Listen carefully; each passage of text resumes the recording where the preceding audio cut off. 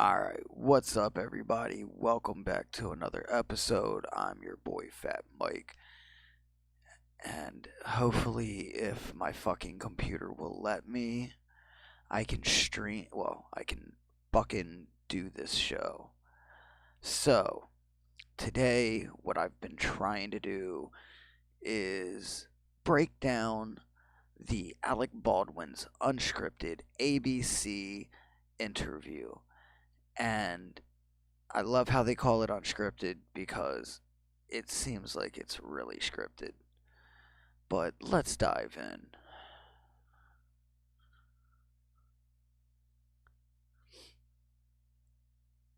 Let me put myself down here.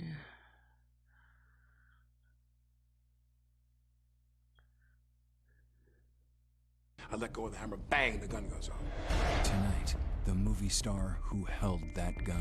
Hollywood star Alec Baldwin firing a prop gun. Killed the director of photography, injured the director. Alec Baldwin speaking exclusively for the first time after that fatal shooting, only to George Stephanopoulos. The big question, and the one you must have asked yourself 1,000 times, how could this have happened? We have 2 injuries from the movie gun shot. We need help immediately. The interview, his answers, what everyone's been waiting for. There's only one question to be resolved, only one. That is, where did the live round come from? Do you believe the set was sabotaged? A movie set of a church for a film called Rust, now surrounded by crime scene tape. It wasn't in the script for the trigger to be pulled. Well, the trigger wasn't pulled. I didn't pull the trigger. Why did you choose not to check the gun yourself? And what of Helena Hutchins, the woman whose life was taken? She was someone who was loved by everyone who worked with and admired. Now, Alec Baldwin. Big tears. Nothing off limits. You've described it as a 1 in a trillion shot, and the gun was in your hand. Everything's off limits. Do you feel guilt? Fuck you, dude. Everybody ready? Phones off? Phones off. Marker? Good. Great. Any more, Tony? Alec, thank you for doing this. You haven't said much in public since that tragic accident. Why speak out now? Well, I think that there's a criminal investigation. That could be a while. There's all kinds of Yeah, they're civil gonna litigation, arrest the and gun.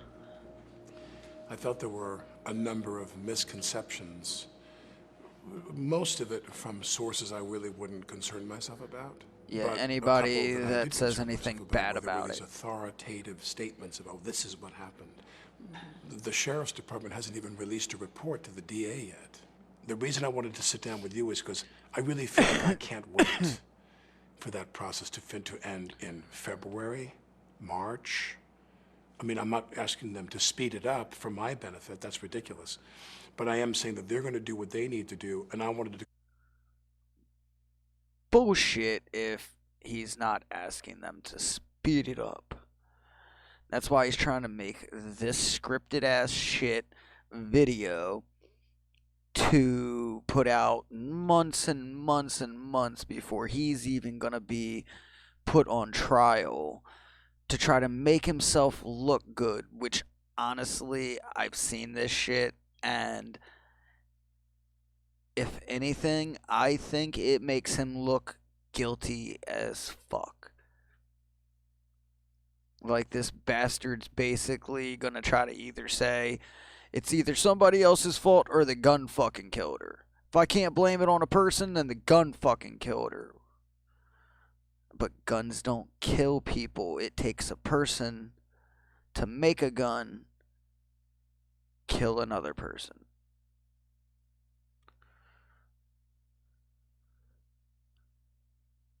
Come to talk to you to say that I would go to any lengths to undo what happened. I would go to any lengths to undo what happened. I No, think he the wouldn't. big question, and the one you must have asked yourself 1,000 times, how could this have happened?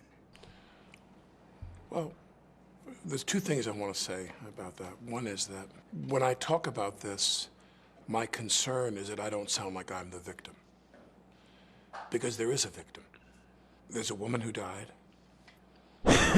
and my friend got shot. He's my friend. And she was a new friend. I met her and we worked together on the some of the mapping out of what we're going to do on the film, which, you know, in the movie terms, if you go make a movie with Scorsese, you and the DP don't sit down and they solicit your ideas of how to make the film, you know what I mean? In the case of Helena, we sat down collaboratively and talked a lot about what we wanted to do in that a precious amount of time we had. But I want to make sure... In that precious amount of time we had. Like, dude, this shit sounds completely scripted. He's a complete dingbat. And he hates guns. So how ironic a person that hates fucking guns ends up killing someone with a gun. But then out of nowhere, oh, it's not my fault, it's the gun's fault. That I don't come across like I'm the victim, because we have two victims here.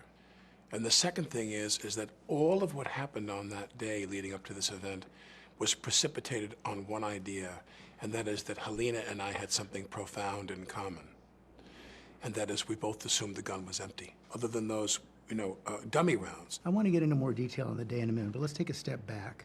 What was it that drew you to this project in the first place, to Rust? I'd worked on a project with Joel before. Joel Souza, the director. Right. He did this movie, Crown Vic, that I produced. And Joel and I stayed in touch. We're friends, and I loved Rust. He said, I want to send you this. And I read it, and I said, I love it. I love it.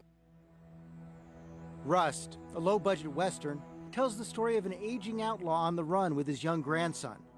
Baldwin, the film's star, is also one of the producers. Very excited. So excited that we finally got this made, because every independent film has many false starts, you know what I mean? And when it finally goes, you feel like a plane, and when you finally get some lift under your wings, it's very, very gratifying. I am a purely creative producer.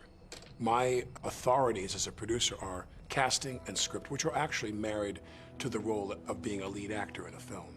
So you're not the kind of producer who's looking at the line item of each budget? No. There are basically two types of producers who are really in charge of production. People that raise the money, and the people who spend the money. My consultations or approvals were completely about casting and about the script. I don't hire anybody in the crew. Not even the cinematographer, no one? No, but he will apprise me of what he's doing. And he'll say to me, I got Helena Hutchins to be the DP. I said, how do you feel about that? Are you excited? I'm very excited. She's wonderful. What did you know about Helena Hutchins before she started working on this? I knew nothing about her until Joel said to me, I got her. She was fantastic. Helena Hutchins, the talented cinematographer praised by many in the industry, was a trailblazer in the field historically dominated by men. Make sure we don't see people walking around, like walking around. Ready? Action. The Ukrainian-born cinematographer quickly gelled with Baldwin. The people who watched The Daily said that her work was beautiful. She was someone who was loved by everyone who worked with and liked by everyone who worked with and admired.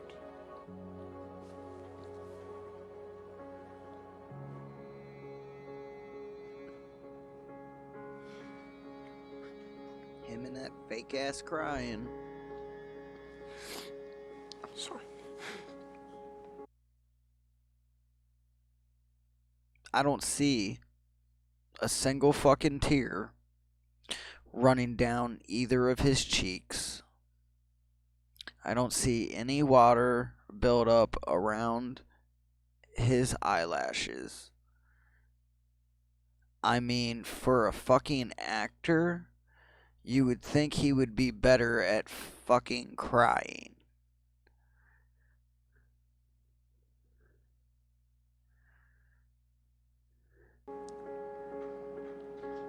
Wonderful. Another fucking But skipped admired frame. by everybody who worked with her. Bear with me, Rust's people. 21-day Bear with me, production began please. filming on October 6th at the Bonanza Creek Ranch, just outside Santa Fe, New Mexico. The ranch has long been a favorite location for filming westerns. We need a place to lay low. I'm surprised. I've never noticed that I've watched most of these and they're all off the same set, which is crazy. The day that I flew there, they've been shooting for a week already. I come the following week on the 11th. That night of the 11th, I had dinner with Helena and Joel. And we talked about some of the compositions I was thinking of to... That was the first time you met? First time I met Helena, yeah. What was your first impression?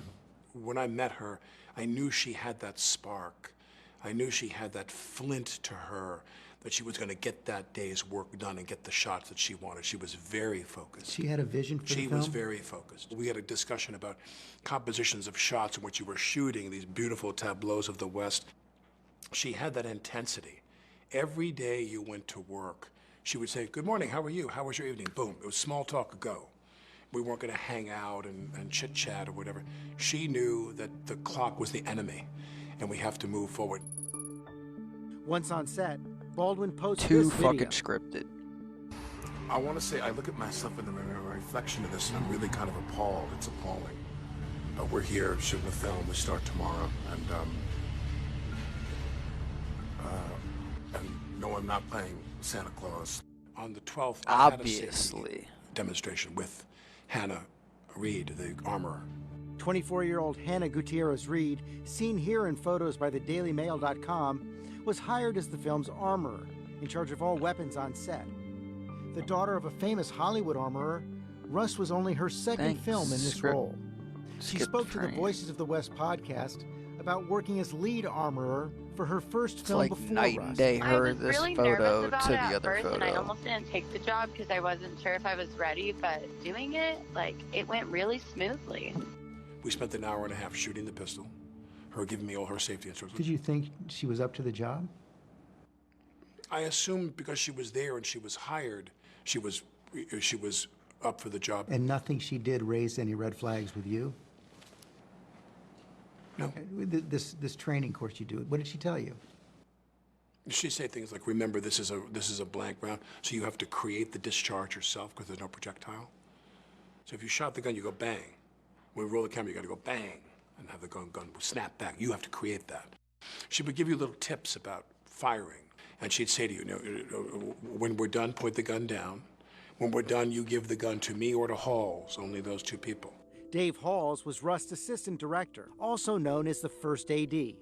Seen here in this IMDb photo, he was responsible for keeping the production on schedule. Sometimes we would be on a set that was a very, very cramped set, and they wanted people in that room on an as-needed basis. If I'm holding the gun and they say cut, I then hand the gun to Halls if she's not there. Yeah, why Halls, not Hannah? Some people have said that only the armorer should be handling No. it. That's inaccurate. Meaning, in the protocols of the business, meaning Hannah would to hand me the gun 99% of the time. No, whatever, the preponderance of the time. But when we would say cut, if Hannah was away from the set, I would hand Halls the gun. Hannah Gutierrez Reed had a dual role on set. Armorer, really, why and was she was he also handing the that other assistant guy? prop master for the film. He should only be handing that girl man, fuck off, you skipped frame assholes. So, yeah, he should only be handing Hannah the gun. Nobody else. The fuck? Like, maybe it was that other guy. Maybe Hannah is right, and it was sabotaged by that other guy that was supposedly who he was supposed to have handed the gun to.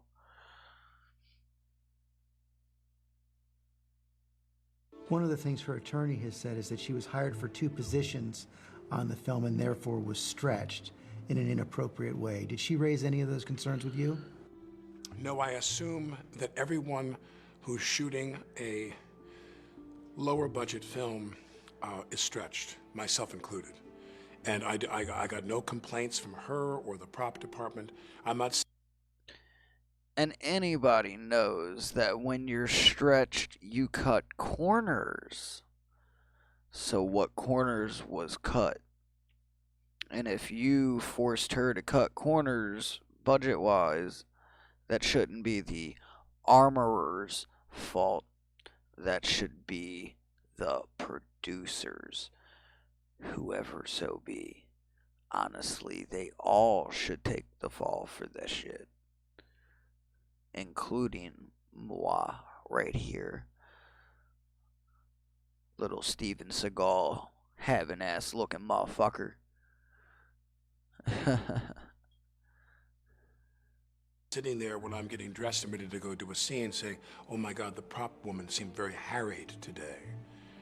I didn't get a sense of that from any of the people on the film. The first time I heard that there was any problem with anybody in the crew of the film was when Luber said, well, we have some issues here. Lane Looper, the first camera assistant, would email production managers a resignation letter later that night, citing safety concerns. Quote, during the filming of gunfights on this job, things are often played very fast and loose. So far, there have been 2 accidental weapons discharges. He also wrote about concerns about reasonable rest and housing for local crew with long commutes to the set. When he quit, now, the day before that happened, we wrapped, and he came up to me and he said, thank you for the position you've taken on behalf of IATSE and the union on social media. I said, my pleasure. This photo, posted by Helena, showed the cast and crew in solidarity with IATSE, the International Alliance of Theatrical Stage Employees, which had been on the verge of a strike, and Alec posted this on Instagram. And I want to say to the people in IATSE, do what you need to do. You want to go on strike? Go on strike. Because I'll tell you something about the executives. They don't give a about you. He said, because we have some issues here. I said, such as? Sounds like he's a great producer. Oh yeah, go on strike. You think they give a fuck about you? Yeah, sounds like he's a real fucking charm to work with, I bet.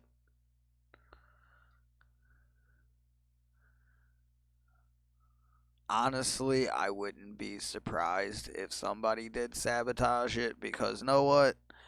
I think I'd put a fucking real bullet in his fucking gun too and get his ass caught up. Fuck him.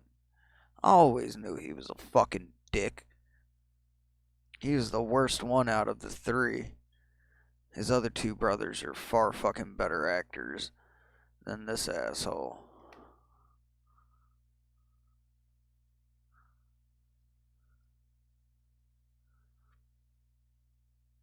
Play. And he said, my men need a better hotel room.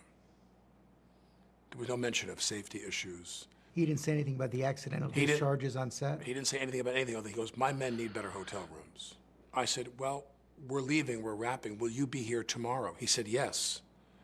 Because what I was about to do. Bullshit. He only made mention of housing when he stated in that paper statement that there was a shit ton of safety concerns. And safety concerns is not housing. That's 2 different things. But I'm going to break this down into smaller videos because people can't just watch it in segments. So I'm going to create the segments for you. So please be sure to hit the thumbs up. Please be sure to hit the subscribe button and hit the bell notification so you know when I upload videos in the future. Until next time, I'm your boy Fat Mike, signing out. Keep a lookout for part 2, which won't be too far behind the first upload. So, deuces.